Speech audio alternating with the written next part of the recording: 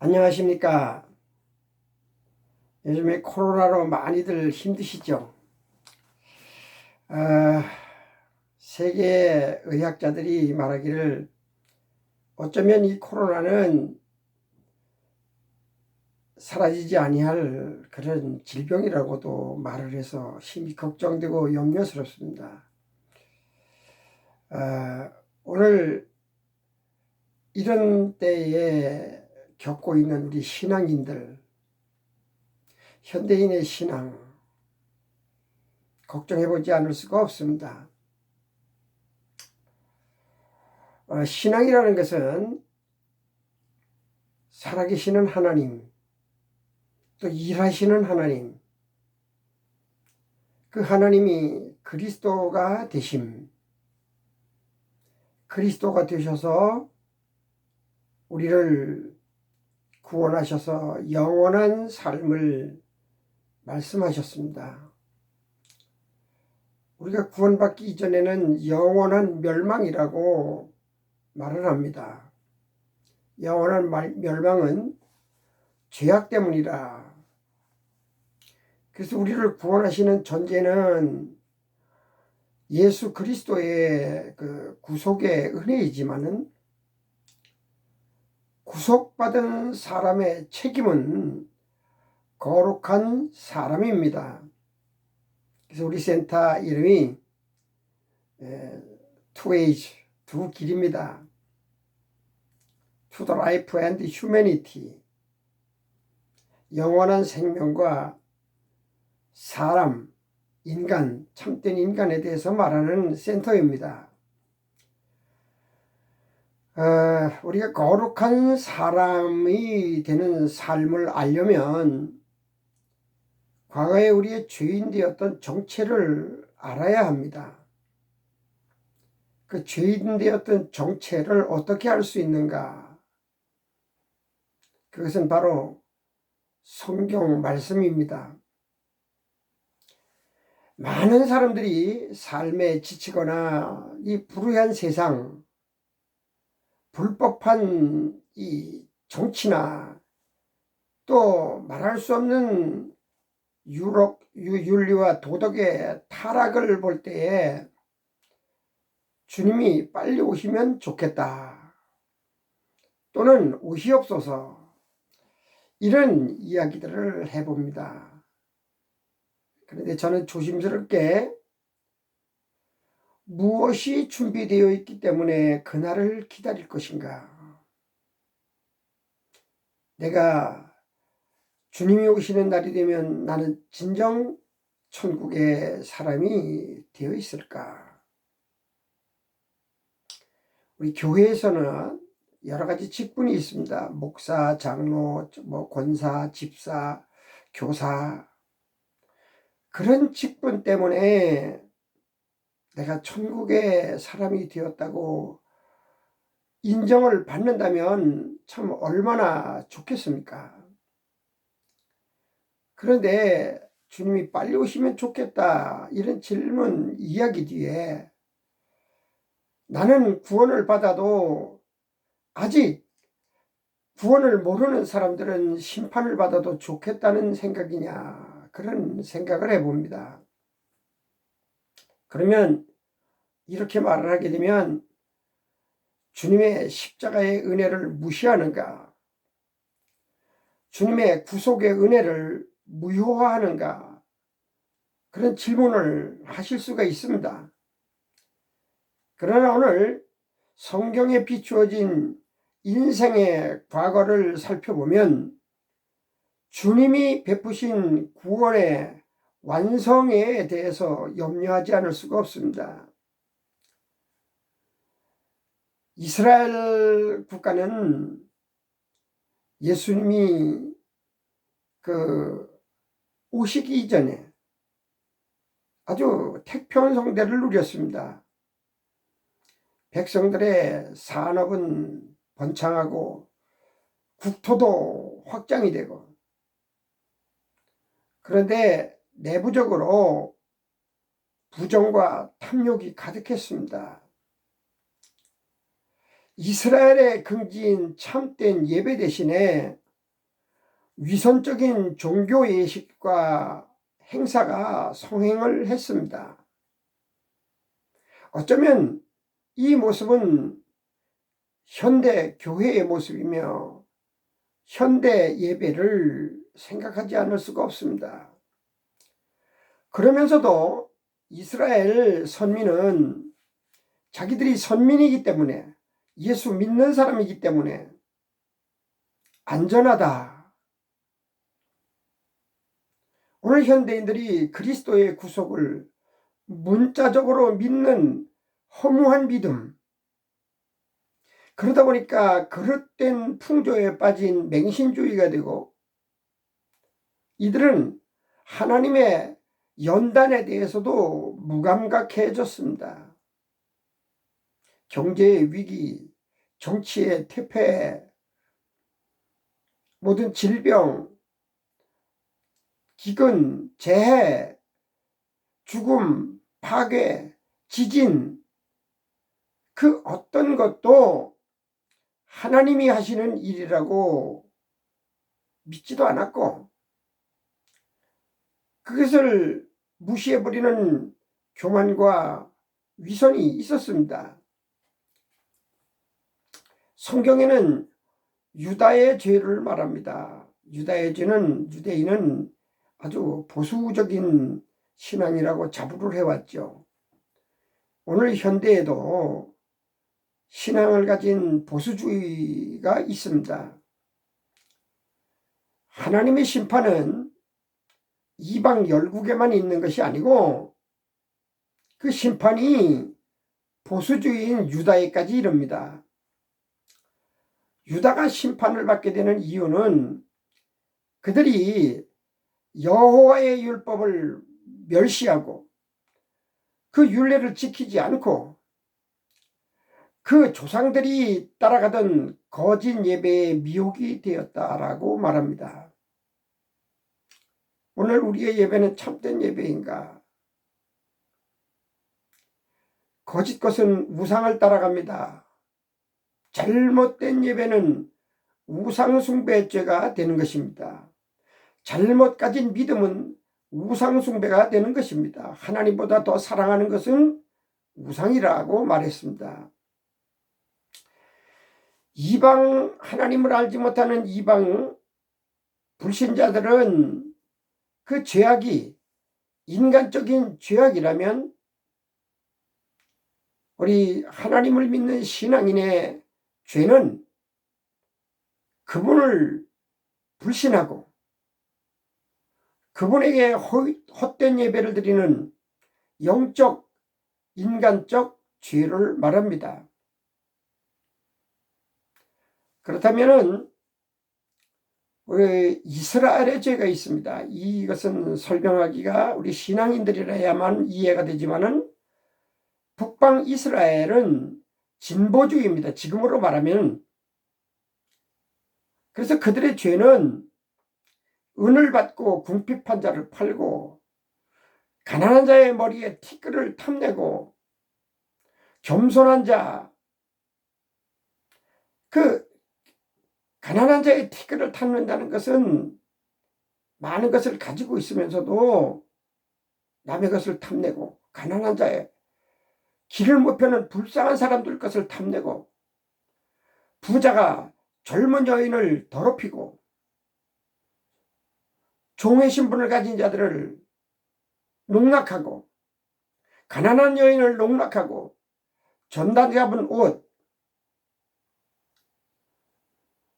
이 사람들은 아모스 2장 12절에 보면 그러나 너희는 나실 사람으로 포도주를 마시게 하며 또 선지자에게 명령하여 예견하지 말라 하였느니라.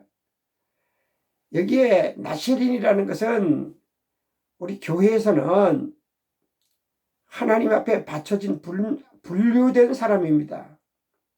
이 사람은 원래 나실인은 머리도 자르지 말고 포도주를 마시지 못하게 되어 있습니다. 우리 그 영화의 삼손과 들릴라라는 것이 여러분 알잖아요. 거기에 삼손이 나실인이었습니다. 그래서 머리를 자르지 않고 술을 마시지 않아야 됐습니다. 그런데 이 타락한 진보주의 이스라엘은 나시린 목사도 술 마셔도 된다. 또 그들은 선지자에게 명령해서 예언하지 말라 그랬습니다. 목사들에게 하나님 말씀 전하지 마라. 죄를 말하지 마라. 불법을 말하지 마라. 우리 기독교 교단에도 술 마시는 교단이 있고 어떤 데는 가보니까 교회 설교하는데 예수님 설교 한마디도 없더라고요. 그리스도인 설교 한마디도 없는 설교도 들어봤습니다. 그런데 아모스 선지가 이런 말을 합니다. 보라, 단을 가득 실은 수레가 흙은 누름같이 내가 너희를 누르리니 이랬습니다. 결국은 하나님이 그런 죄를 짓는 사람들을 수레에 흙을 가득 실었는데 그 무게가 땅을 압박하듯이 너희를 누를 것이다. 그런 말씀을 하십니다.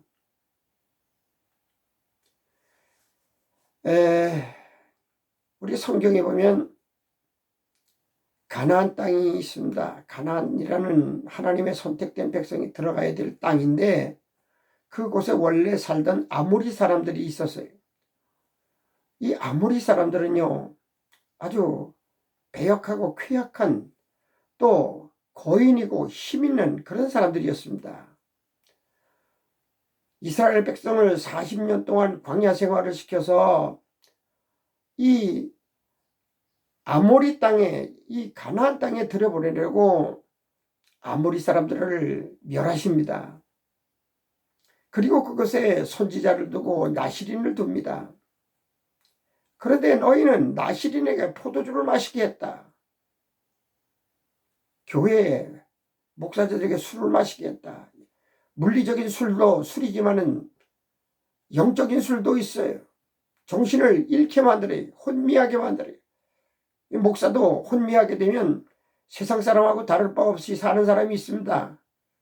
명예를 좋아하고 권력을 좋아하고 돈을 좋아하고 선지자의 예언보다 세상 풍속의 명예와 권력 이런 것을 취하게 만드는 거죠.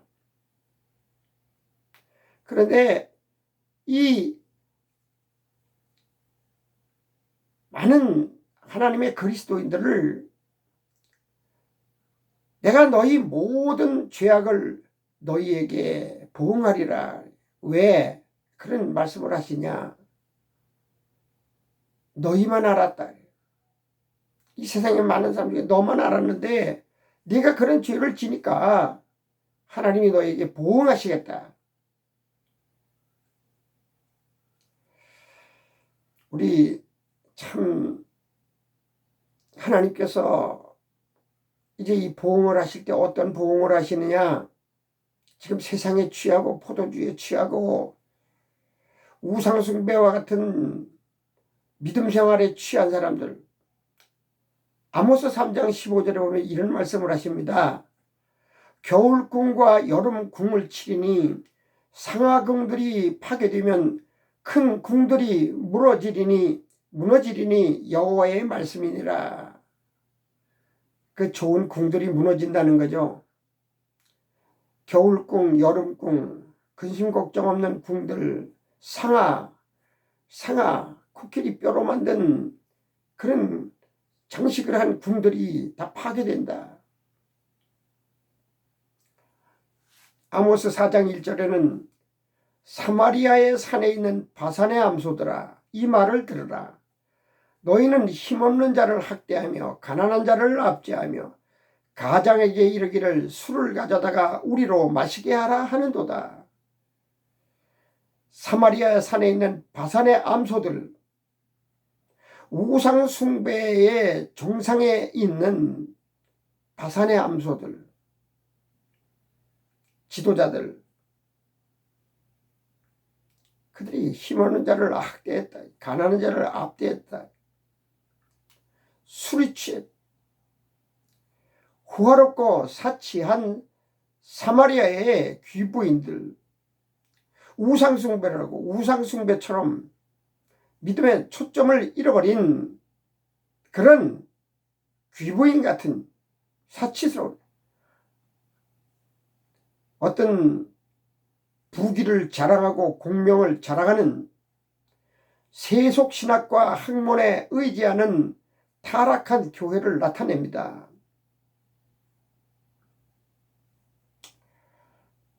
여기에 우리가 같은 믿음을 가졌는데도요, 이스라엘, 북방 이스라엘의 초소는 베델입니다. 금송아지.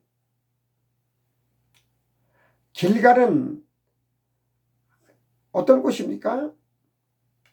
가나안에서 처음으로 진을 쳤던 종교적인 중심지입니다. 그런데 이런 것들이 다 무너졌어요. 베델도 무너지고 길갈도 무너지고. 그래서 베델은 우상숭배지가 되고 길갈도 타락하게 되고, 이들은 예배를 드릴 때에도 누룩을 넣어서 예배 드렸다래. 누룩. 그러면 우리 하나님을 모르는 사람들도 누룩의 특성을 알잖아요. 밀가루에다가 누룩을 한 줌 집어넣으면 밤새 부풀어서 변질되는 그런 것. 하나님의 순수한 진리에다가 누룩과 같은 세상의 가치를 집어넣어서 예배 자체를 변질시키고 그 예배에 따르는 신앙조차도 변질되는 그러한 세상을 보고 있습니다. 그런데 이런 예배를 드리면서도 만족해, 자기 자신이. 왜냐? 그건 자기 만족을 위해서 예배를 드리는 거예요. 우리가 세상 사람들이 제사를 드릴 때 많은 음식을 차려놓고 제사를 드리고 제사의 형식을 갖추는 것은 죽임을 당한 사람, 죽은 사람에게는 아무 유익이 없어요. 제사 드리는 자신이 그것으로 위로받는 거예요. 부모에게 효도하고 부모의 공을 효도하는 그런 심정으로 제사를 드리는 거지, 죽은 그 영혼은 아무 유익이 없는 거예요. 기독교의 예배도 자기 자신의 위로를 위해서, 자기 만족을 위해서 드리는 예배를 드려서는 안 돼요. 하나님이 기뻐하는 예배, 진실된 예배, 정말로 내 마음과 삶을 다 드리는 예배, 일반의 세상을 살아가는 삶이 예배가 되어야 되는 것입니다. 아모스는요, 말할 때 사회적인 정의를 말할 때에도 공법, 정의라는 것을 말합니다. 공법이라는 말은 미슈파트라는 재판을 의미하는데, 재판의 정의는 츠다카. 이 재판, 미슈파트, 이 재판을 공정하게 하자면은 쑥이 된다. 그래서 쑥이 된다. 세상에, 지금 이 세상의 재판이 얼마나 이 봉법이, 정의가 사라졌습니까? 아무리 세월이 지나도 법이 집행한 것은 정의로워야 되는데 10년, 20년, 30년 후에도 그 재판이 불법하게 자행되어 있기 때문에 모든 것들이 뒤집어지는 거예요. 그래서 10년, 20년 감옥 생활한 사람이 무죄 판결을 받고, 이것은 애시당초 법이 공의롭지 못하고 의가 정의롭지 못했다는 것을 말합니다. 교회도 하나님의 말씀의 공법과 정의가 잘 실천되어야 되겠죠. 그래서 우리 교회에서 설교하는 이 설교의 내용이 미슈파트임에서 츠다카가 돼, 하나님의 공법과 정의를 외쳐야 된다는 거죠. 설교는 공법과 정의를 가지고, 그 정의의 정신을 가지고 설교해야 됩니다. 아모스서 5장 18절에 보면 화 있을진저 여호와의 날을 사모하는 자여 너희가 어찌하여 여호와의 날을 사모하느냐 그날은 어두움이요 빛이 아니니라. 이 말씀 생각하면 가슴이 미어지죠. 빨리 주님이 오셨으면 좋겠다. 그날을 사모하는 사람이여 그날을 어찌 네가 사모하고 있느냐. 이 불법한 이 삶을 살아간 사람들에게는 그날이 어두움의 날이라. 하나님 마음에 들던 예배 생활을 안 한 사람, 거룩한 삶을 살지 않은 사람에게는 어두움이요 빛이 없다.